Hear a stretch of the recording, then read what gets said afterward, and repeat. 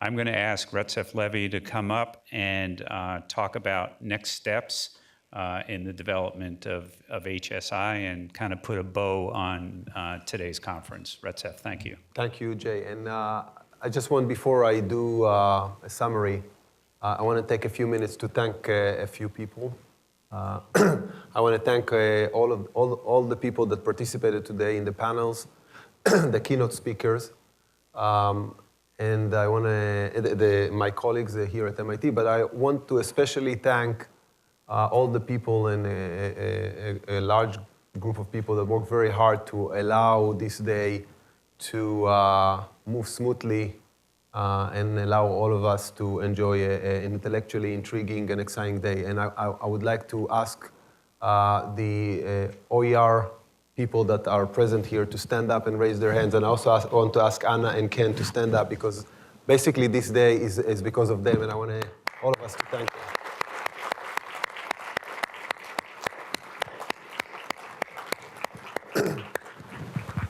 So, let me maybe share a few thoughts about the day. I think that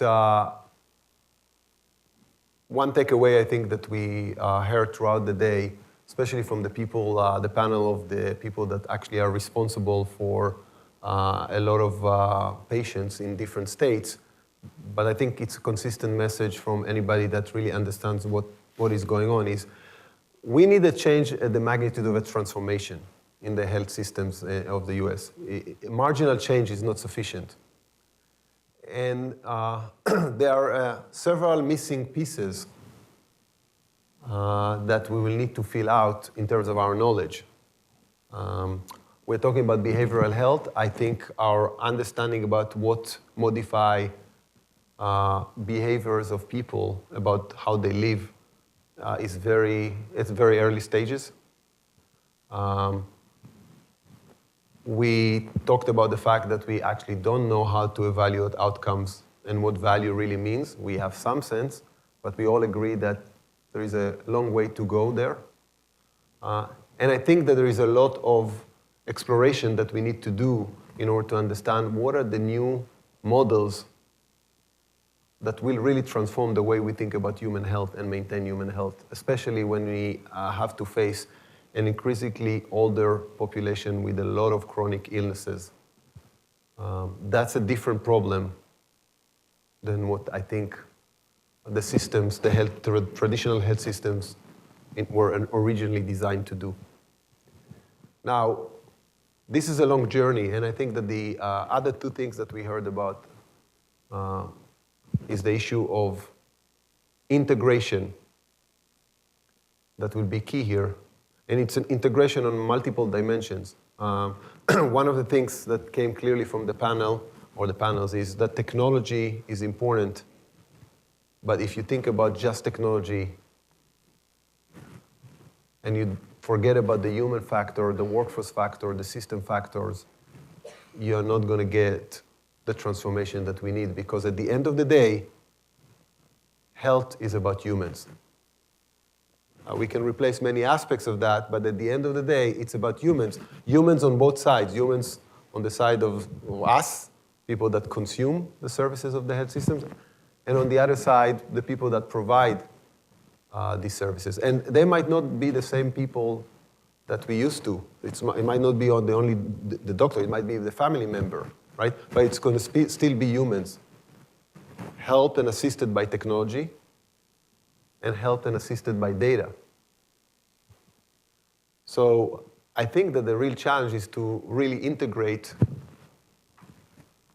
technology, people, systems, to really fundamentally think differently about how do we think about human health and maintaining human health and keeping it in good state. Now, I mentioned a lot of gaps in our knowledge. The key to answer those gaps and the key to enable this integration is data. Data is going to be key. I think that while we all understand that data, we are facing an explosion of data, this data, it's fair to say, currently is not integrated or not even close to be integrated. maybe a little bit better integrated at the system level, at one unique system in some systems, definitely not integrated across systems. And that currently inhibits our learnings. Our ability to learn fast, our ability to experiment and learn is very much inhibited. And maybe the last thing that I would like to mention is the notion of an ecosystem. The gaps that we have in our knowledge are not going to be resolved just merely by sitting in a room and thinking about some theoretical models. We will have to experiment. We'll have to iterate, and we'll have to learn by actually trying. We need to create the environment that encourages and enables people to try and learn fast. Currently, the healthcare industry is an environment in which you fail very, very slowly. That's not an environment that allows transformation. And the challenge of creating that ecosystem has to include patients and all the stakeholders, and maybe other stakeholders that currently are not part of this industry that want to get into that industry and innovate it. We need to find ways to create the infrastructure that will allow us to experiment at scale and not solve the problem of New York just to find out that the problem of Massachusetts is different and the problem of California is different because the environment is completely different. We are not going to get far if we don't address that problem, and that's a problem of everybody. So with that notion of an ecosystem, my message to you is that here at MIT Sloan, we have people that are passionate about the issues, have deep expertise in data and systems and workforce, but more than anything else, are really outreaching to create an ecosystem with everyone that is interested to support that vision of trying to transform the way we think about human health and manage human health. With that, I just wish all of us to stay healthy. Enjoy the rest of the evening.